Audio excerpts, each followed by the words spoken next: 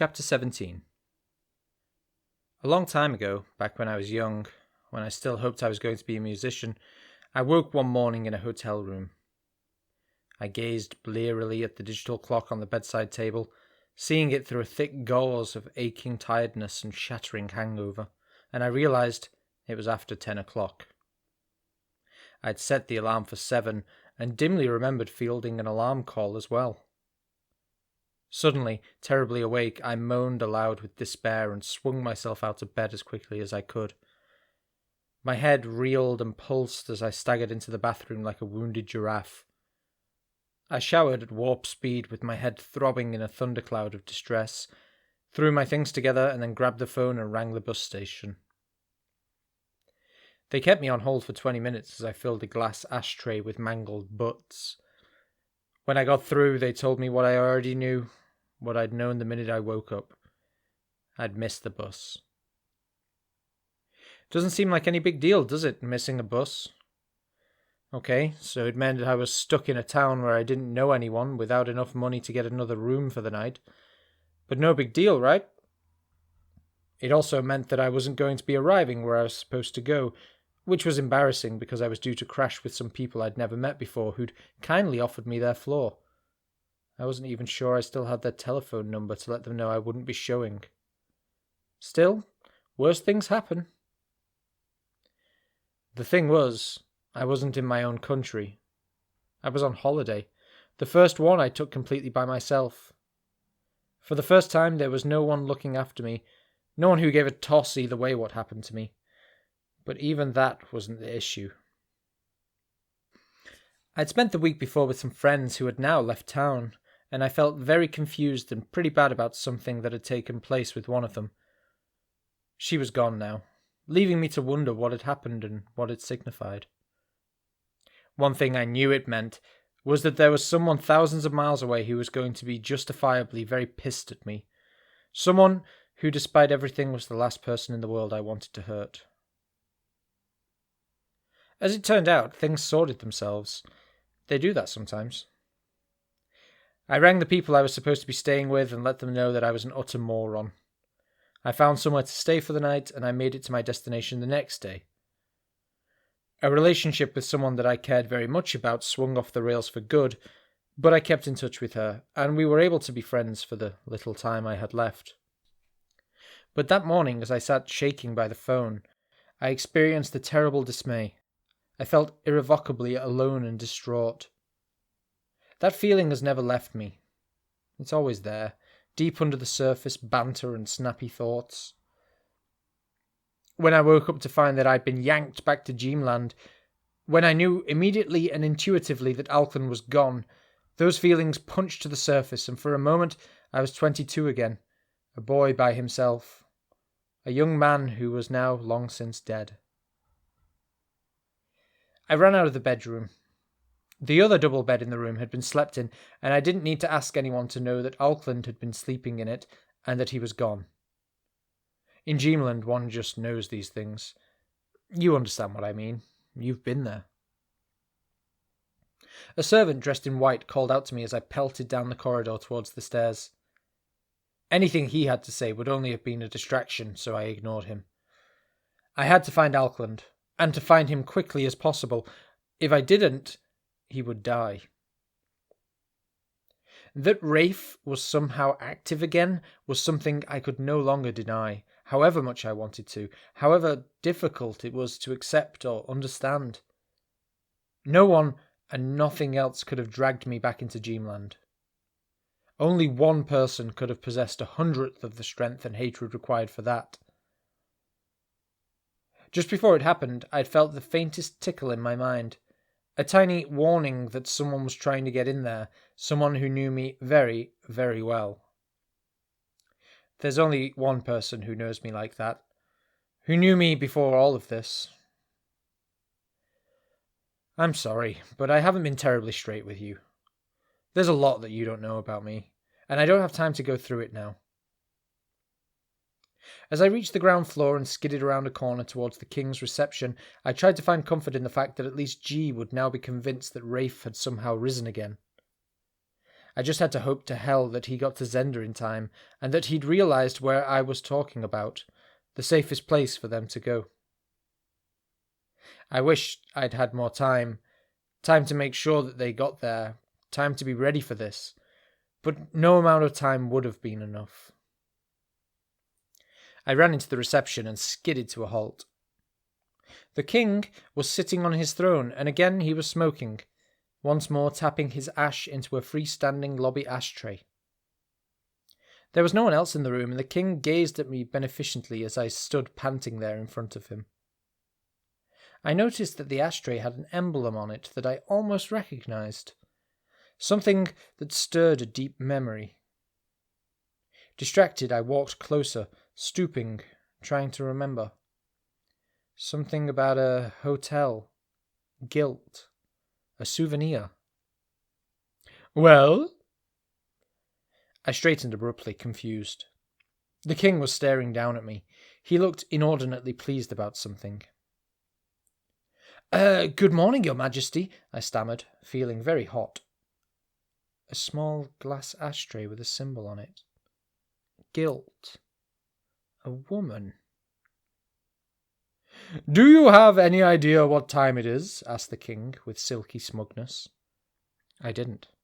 I hate to wear watches. It's 11 o'clock, Stark. 11 o'clock! Do you know what that means?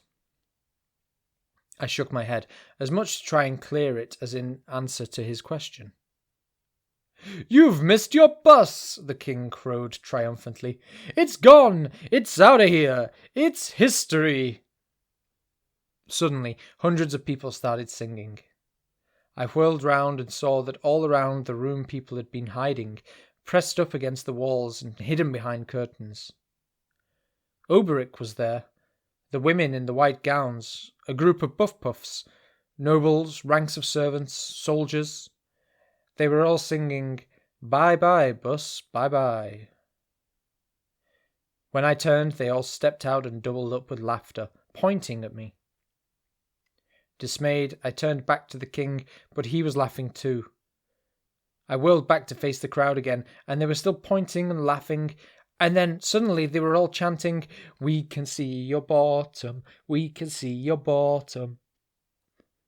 I looked down to see that I was naked. I put my hands in front of me and turned once more to the king. He was still laughing harder and harder, his upper body whipping up and down so fast that his head was a blur. One of the buff puffs pulled off her gown and threw it in my direction, but it never reached me. It just ceased to be in mid-air, and everybody laughed. Staring at her body, I saw that a symbol had been cut in her stomach with a knife. The blood was still dripping, obscuring the lines, but I could see that it was the same emblem as on the ashtray. Guilt. Random shouts came out of the crowd, dancing above the chanting. "Miss, I can see Stark's willy!" The buff puff took a pace towards me and stood a couple of yards from me, crying and screaming at me, her face ugly with hurt. And I felt the years I'd spent with her collapse around me to lie nakedly on the floor in a small, rented room. A greyhound on a jewelled leash came out of the crowd and crouched next to her, licking drops of her blood off the floor. "You've missed the exams, Stark. They started at 9. Didn't you know? Didn't we tell you? You've missed them." There was a pattering sound as several small white things bounced close to the dog's head. The king's teeth were flying out of his mouth as he whipped and writhed, shouting laughter that was tearing his throat and lungs apart. "Stark fancies you, miss." Abruptly, the buff puff stopped screeching and fell horribly silent, staring at me with a look of deformed, subnormal stupidity. One hand scratched at her leg, her long nails raking into the flesh, carving deeper and deeper as they scratched again and again at the same place. Her other hand went to the gashes on her stomach. She took the edge of one of the cuts between two of her nails and pulled, slowly peeling a strip of dripping skin away. The strip was thick, all of the layers of skin in one, and she held it out to the dog, who quickly snapped it up. She started peeling again, revealing a patchy layer of glistening subcutaneous fat clinging to striped muscle.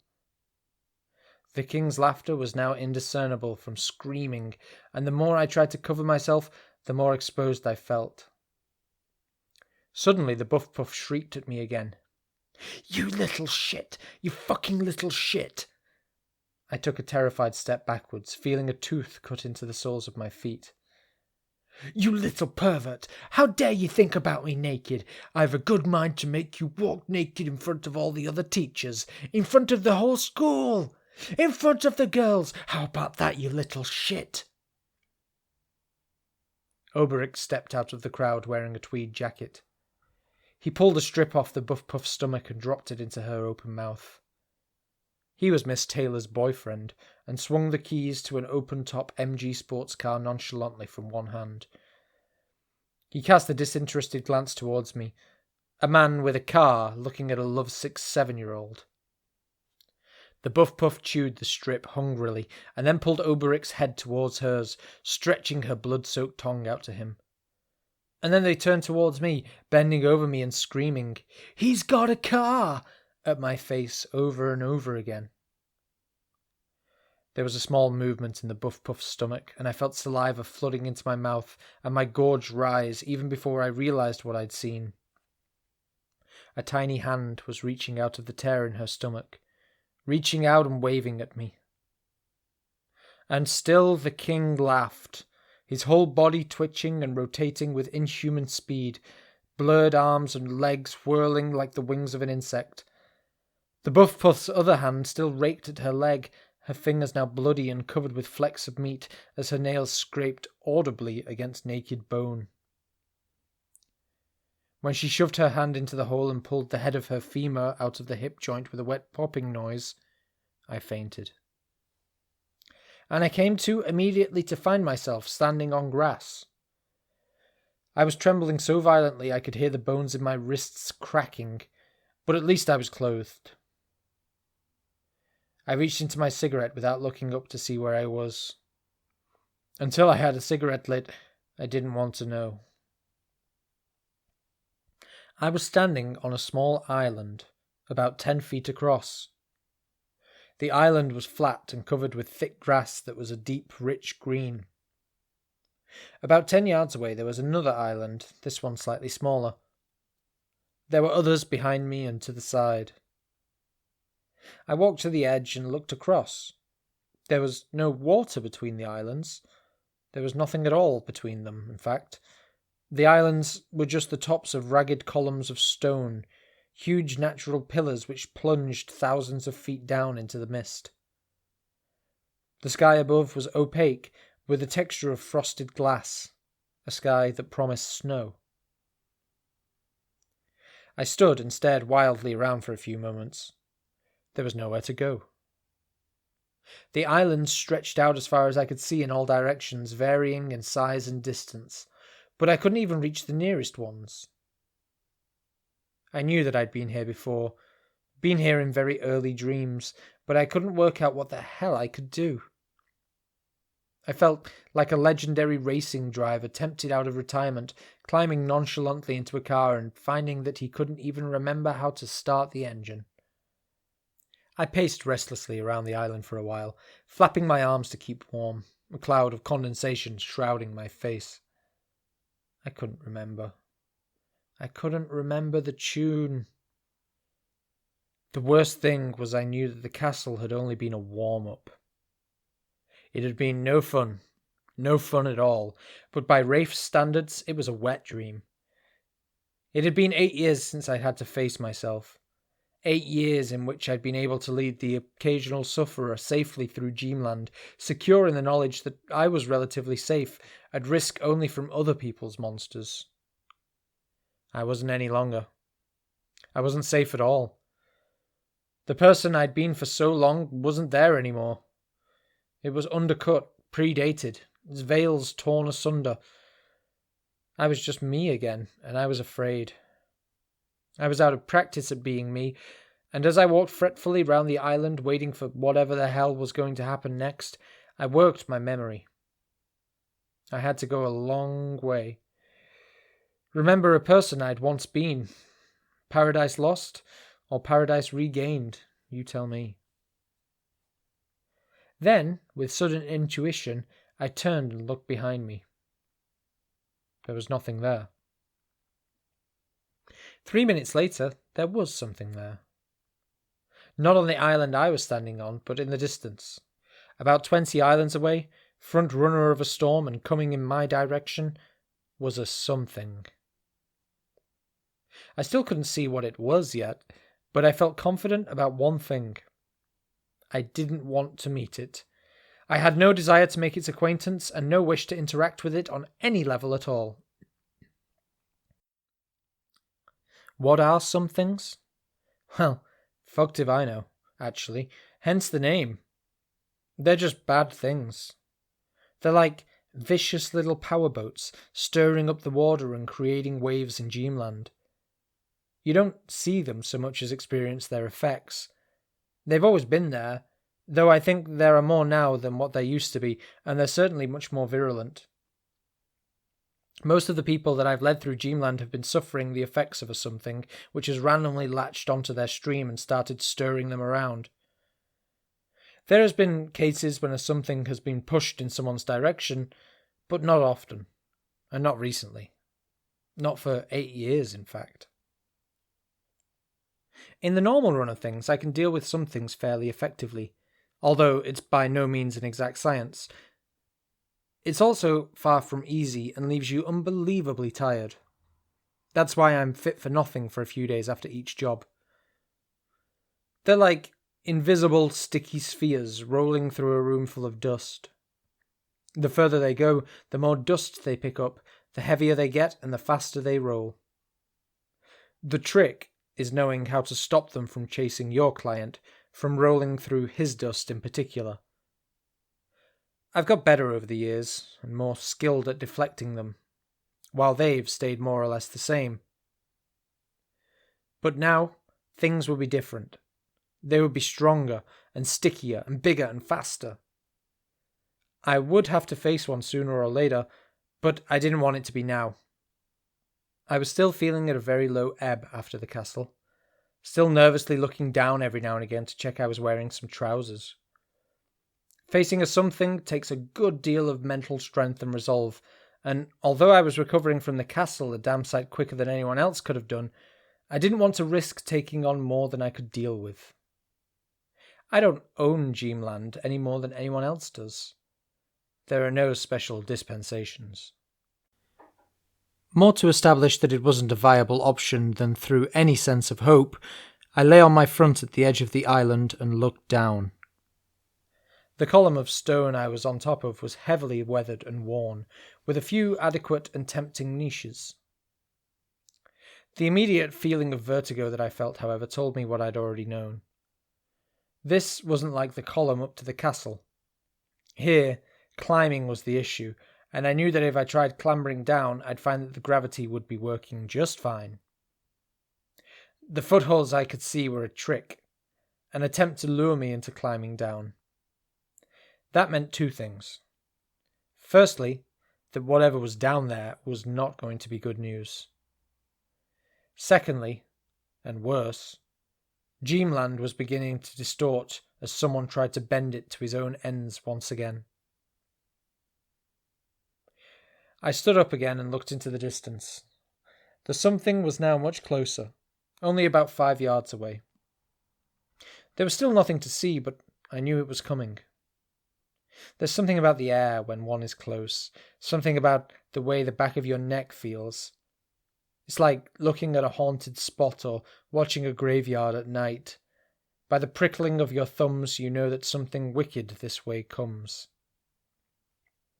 Shutting my eyes, I concentrated hard and tried to imagine myself somewhere else. It isn't easy, particularly under pressure, but it can be done if you dredge up the right memories and press the correct internal buttons.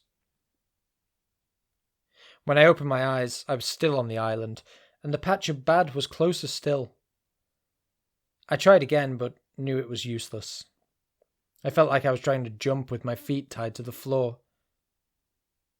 In a way, it was just as well. There was a chance I was not too far behind Auckland, and it was him I had to look after.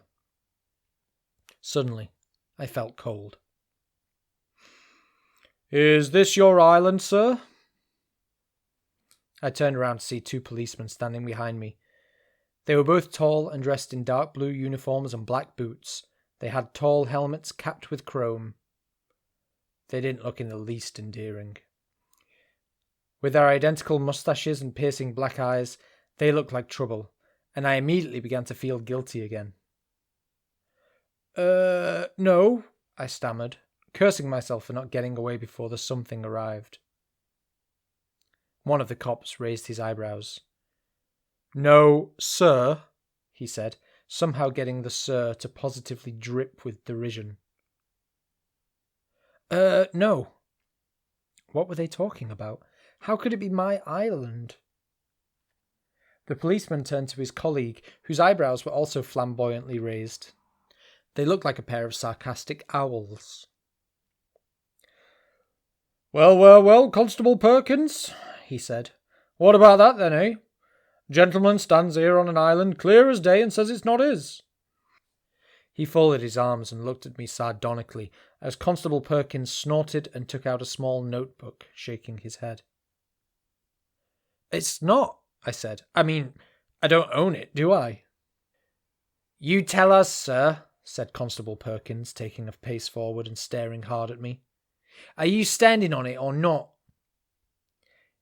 Well, yeah," I said, trying not to sound guilty and failing. In that sense, it is mine then." "Oh, so it is yours now, is it?" said the first policeman woundingly, taking a step forward of his own. "Mind if I see your license?" What license? What are you talking about?" "Are you refusing to cooperate with us, sir?" "No, I don't have any license." "Uh-huh," said the policeman smugly, and Constable Perkins nodded knowingly in the background, as if this was what they'd suspected all along. "Note that down, Constable." "Right you are," Perkins said, wetting the tip of his pencil with his tongue and starting to take notes. "We were proceeding along our beat in the usual fashion when we came upon the suspect, who was, without the slightest shadow of a doubt, absolutely definitely standing on an island. Suspect at first claimed the island was not his, but then confessed under the telling interrogation of Constable Jenkins." "Thank you, Constable Perkins." "Not at all, Constable Jenkins. Your line of questioning was both apposite and effective."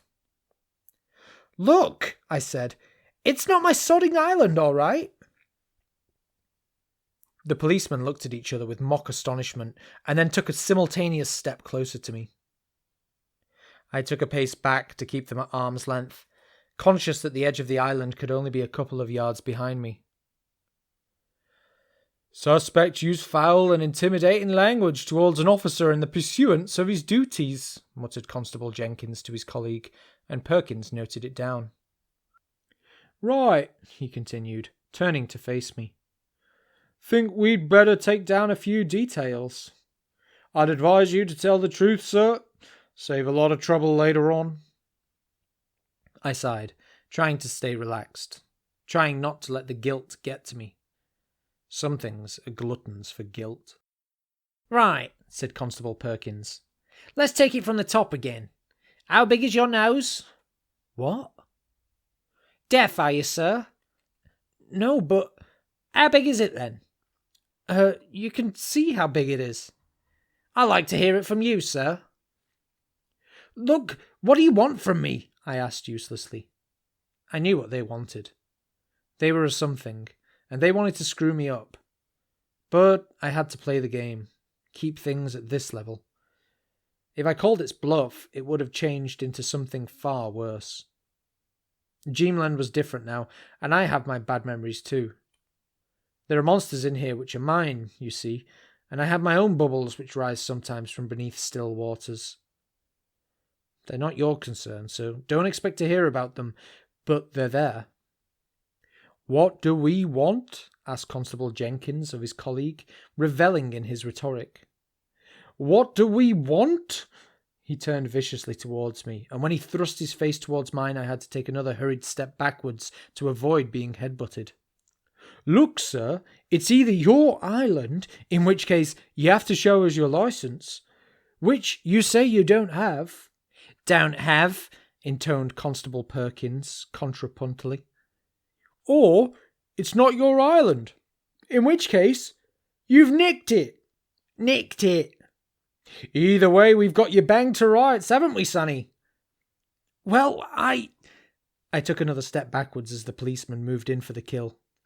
"Not to mention using bad language to an officer in the line of his duty," he continued, counting off on his fingers ostentatiously. "Refusing to describe the size of your nose, and socializing with the opposite sex without due care and attention." "What are you talking about?" "I think you'd better come with us," said Constable Perkins gravely, pocketing his notebook. He took a step towards me, hand out to take my arm, and I took the last possible step backwards. "Resisting arrest," tutted Constable Jenkins, shaking his head. "You're in very deep shit now, Sonny." "Up to your neck in it." Both policemen started to lean towards me. "Might have to tell your parents about this." "It'll break their hearts." "They don't deserve this." "Still, they gotta know." "But wait a minute," said Constable Jenkins suddenly, his face no more than a few inches from mine. The pores in his face seemed huge, like a myriad of little wells, and a wisp of minty breath curled up from his dark mouth.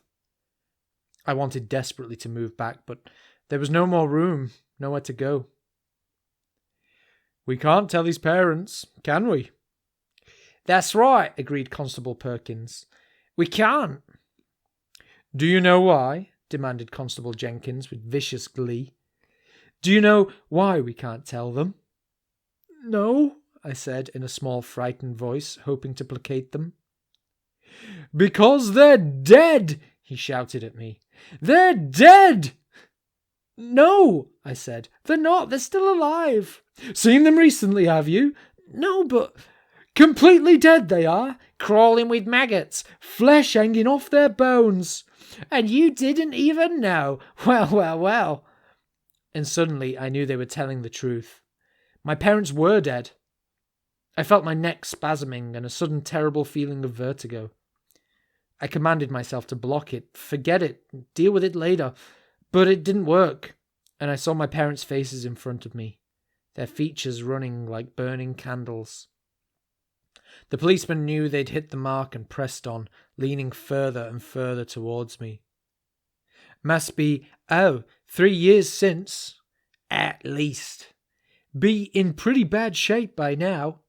"Piles of rot, really." "And you didn't even know." "Never called." "Never wrote." "Never said where you were." "Didn't say goodbye."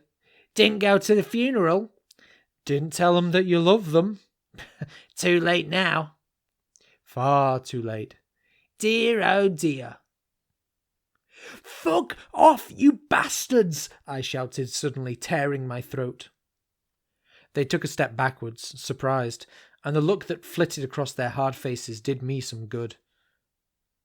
The something hesitated for a moment, realizing that I still had some strength, that the power that Rafe had given it might not be enough. That moment was all I needed. The information they'd been so happy to divulge, to throw in my face, had actually turned against them. Rafe had been hoping to capitalize on the guilt he knew that I felt about so many things. But he'd done the opposite. Later, I would feel guilty, even more guilty than I already did, but for now the pain succeeded when brute mental effort had failed before. It opened a small channel back to a younger me, a me that was harder and much more dangerous. Looking over their shoulder, I could see that on the far side of the island, a narrow bridge, foot-long lengths of wood strung loosely together with rope stretched precariously to the next island. I can't help it if that sounds fortuitous, like an escape route from nowhere, but that's the way these things work.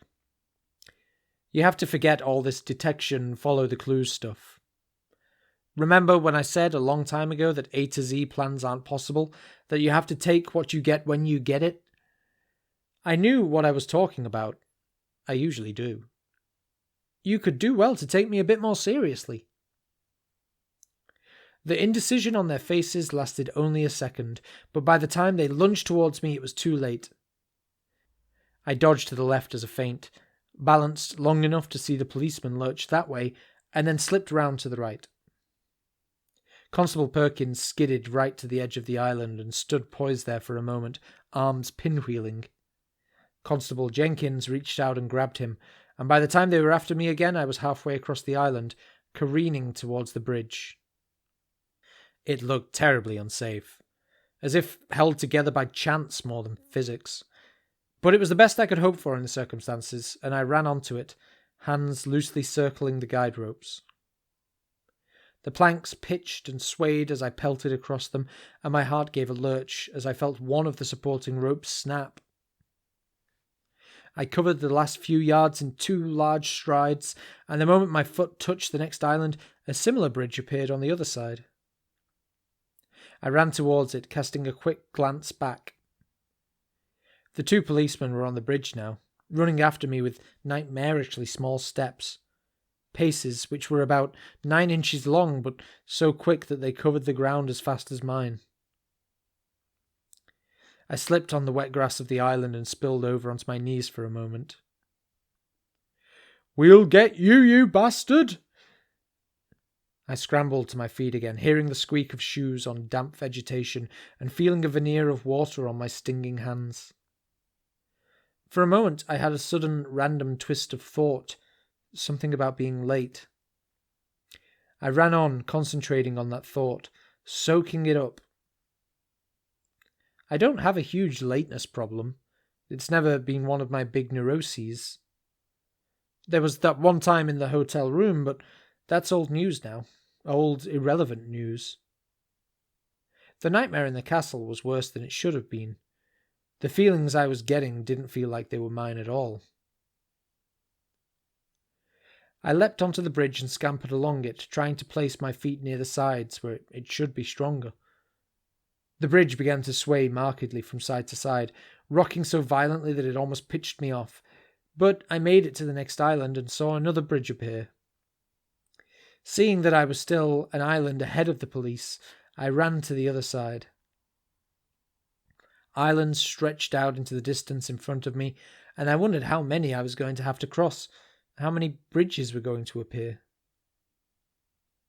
Suddenly, I felt that in the far distance, just beyond the furthest island in the infinite distance, there was a meeting I was supposed to be at. It wasn't my fault I was late. Something bad had happened, something I should have stopped. I shook my head to try and dislodge the feeling, because it wasn't mine. Then I got the merest splinter of a memory, less than a second glimpse of blonde hair in the sunshine, a little girl's laugh and an iron rocking horse with an odd face, and I knew for sure what I had begun to suspect. I was heading in the right direction. Our dreams had intermingled. I was being cross-patched, mixed up, messed around by dying vestiges of Alkland's dreams, which were lingering on the air like smoke in a hazy room. As I stepped onto the next bridge, I knew it was in worse shape than the others. The planks were a mixture of dark, rotten branches and pale, dried-out husks. Each careful step was a noise, a wet crump or twisted crack, and I had to slow down to find a rhythm to carry me over the breaking footsteps. The light, never bright, was failing quickly, and the huffing of the red-faced policeman pursued me like a runaway train. A branch gave out of rhythm, and I had to swing to one side to avoid plummeting through the gap it created. And then I rotated swiftly to the other side as the breaking spread. The policemen, faces glowing with fury in the darkness, were halfway across the island now, and getting closer. Another crack beneath my feet, and the rhythm was lost. All I could do was pull myself along the reducing remains of the bridge by my hands, clutching the rope and trying to pull the island closer. I was still yards away when a tall man appeared in front of me, standing at the edge of the bridge in a black coat. He was bending down slightly, as if talking to someone only a few feet high. I heard a snatch of huddled conversation and halted a moment too long, not knowing what was me and what wasn't. "No, please don't." "Which one of you first, I wonder?" "I'll tell." "No, you won't, or I'll kill you both." The noise of the policeman pounded in my ears, and I felt the bridge finally forget the prayer it was being held together by. As what had been substance became nothing and left me spinning in the air, I thought I heard the sound of a sneeze. Everything was blue and out of focus. Not out of focus exactly, but double-imaged. Hazy light streamed through the windows, but the light was coming from nowhere, and it was not making anything less dark. I staggered vaguely up to my feet, on an arbitrary assumption as to which way was up. Thick mist covered the floor, swirling and climbing of its own volition in a breezeless crypt. My leg gave way temporarily, swinging me round to face a man standing looking at me.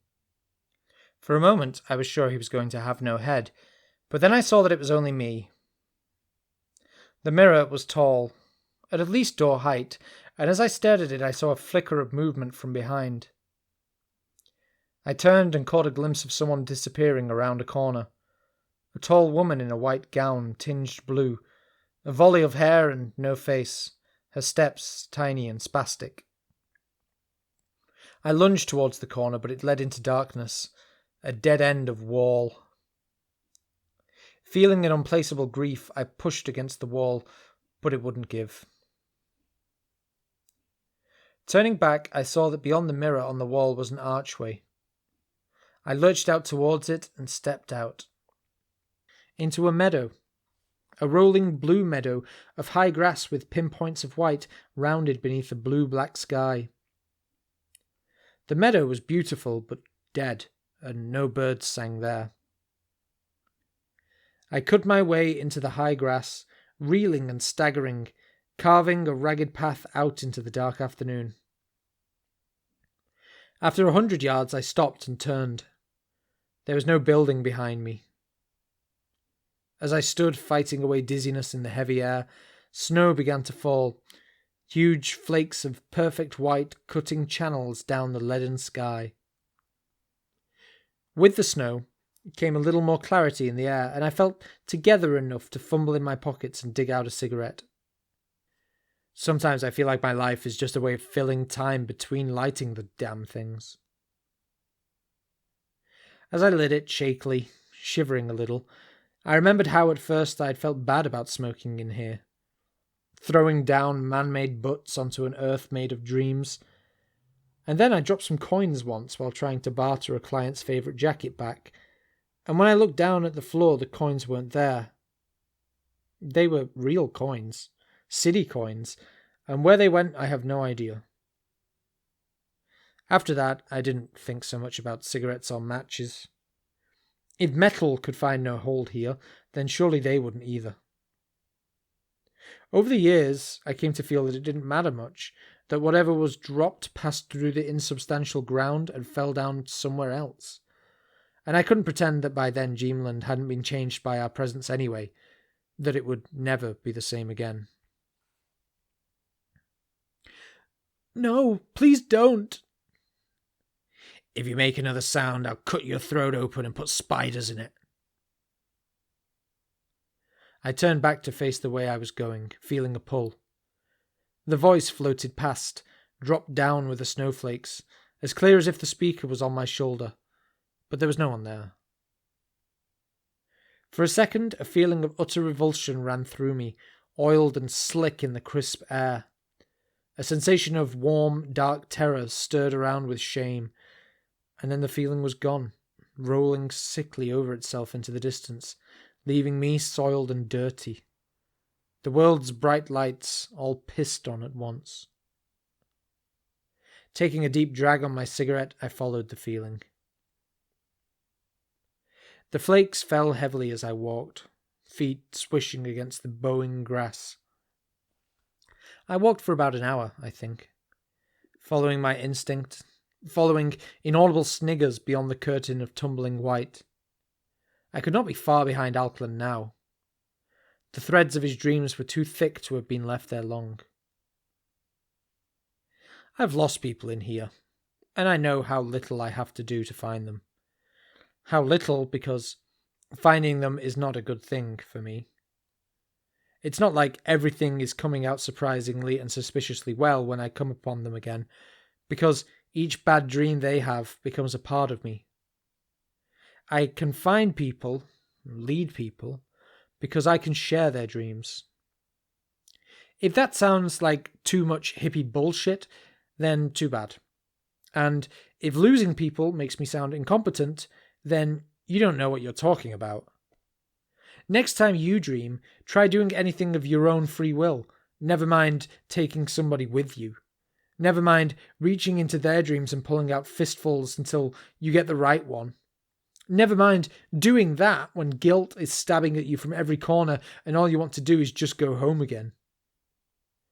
There's nobody else who can do this, and I do it as well as I can. I didn't ask for this. All I wanted was something different. I found it, and I lost everything else. Absolutely everything. Apart from what I really wanted to lose. I came upon a car. It was an old-fashioned model, with generous curves and humps, long dead and covered with 9 inches of snow. I walked slowly round it, trying to prise open the feeling of recognition it gave me. Flickers of memory began to darken the air around me, because memory is very close to Dreamland, and you can get there too if you know how. I tugged one of the doors, and with a wrenching squeal it opened, releasing a smell of old leather out into the snow. There was something else too, a light scent that somehow seemed brown and exciting, and I poked my head into the car, leaning on one of the red leather seats, trying to catch the remembrance. It came soon enough. This was my grandfather's car, the first and only car I owned. The smell was the smell of cigarettes on cold air, early cigarettes, youth and foolishness and family. I ducked back out of the car quickly, in time to see it fall in upon itself. It had never been there, just a pile of snow and icicles in a chance formation. In falling, the snow assumed a shape. The shape of a man sitting as if in a car. The head turned towards me. The face was old and lined, a face I barely remembered. Then the snow slipped and the image dissolved and slid apart. "Do it!" "No!" And the sound of desperate hitching sobs followed by a slap. I pulled myself away from the pile of snow and stumbled through the drifts as quickly as I could towards the sound. I found him. I tripped over him, in fact. When I heard the sound of the cry, it was close, and I hurried towards it, even though it was the sound of a little girl and not a grown man. I ran for 20 yards, 50, my cold breath aching in my lungs. I ran as quickly as I could before something else happened and we were ripped apart again. Normally keeping track of people isn't that difficult, but things were different now. Now Dreamland was not itself anymore, but structured, reformed, mangled by somebody I knew. Someone I thought was dead. No, damn it. Someone I knew was dead. I knew that I had to do everything I could as quickly and as well as possible. The time for second chances was running out. Rafe was a bad man when he was alive. Now that he was dead, there was no telling what he would be like. After 100 yards, I was beginning to doubt my intuition and was walking more slowly, turning as I went, peering into the snow falling all around me. And then suddenly I saw a snowdrift that looked like a playground roundabout and ran over to it. The snow flicked and swirled, and the shape disappeared. My feet caught on something as I backed away from it, and I stumbled and almost fell flat on my back. It was a figure curled in a fetal position, heavily dusted with snow and slipping deeper all the time. It was Auckland. Casting a quick glance around, I knelt by him and touched his shoulder. Cold though my fingers were, I could tell that he was colder still. "Auckland," I said, and jogged his shoulder. He didn't respond. The folds of his jacket were creased hard with ice, and he chimed as I turned him over. One side of his face was burnt, and the other had a long gash on it. The skin was a blotchy dark green, the colour of something that is about to burst. I looked at his palms and saw that they too were green now. Suddenly I heard something and looked up. There was nothing to be seen, nothing in the few dozen yards of sparkling visibility that the snow allowed me. It looked a little like a waterfall, and for a moment I almost smiled, and then I heard the sound again. It was the sound of a sneeze. It was quickly followed by a cough. Too quickly for it to have come from the same person. "Come on, Auckland, it's the sneezing policeman again," I said urgently, shaking him. "Time to wake up!" There was no response. I placed my hand over his mouth and squeezed his nostrils together tightly. For a long moment nothing happened, and then I thought I felt the tiniest bit of movement from one of his hands. But he wasn't going to wake up. I wasn't even sure he was going to survive. I heard the sound of another sneeze and knew that I was going to have to do something I swore I'd never do again. It was something I'd done without thinking back in the old days, before I knew the damage it was doing. I lay down next to Auckland in the snow and wrapped my arms around him, shuddering as his cold seeped into me. I could feel no breath from his face, so close to mine, and for a moment I felt despair settle into me. A gurgling laugh in the distance told me that this had been picked up on, and I slammed a lid on it quickly, closed my eyes, and kicked my mind. Took a sledgehammer to it, pushed a glowing spike of metal into it until it hurt enough to give me the strength I needed. It was a long time since I'd tried to do this, and it almost didn't happen. But then I felt a sensation like falling slowly out of bed, and I woke up on my sofa.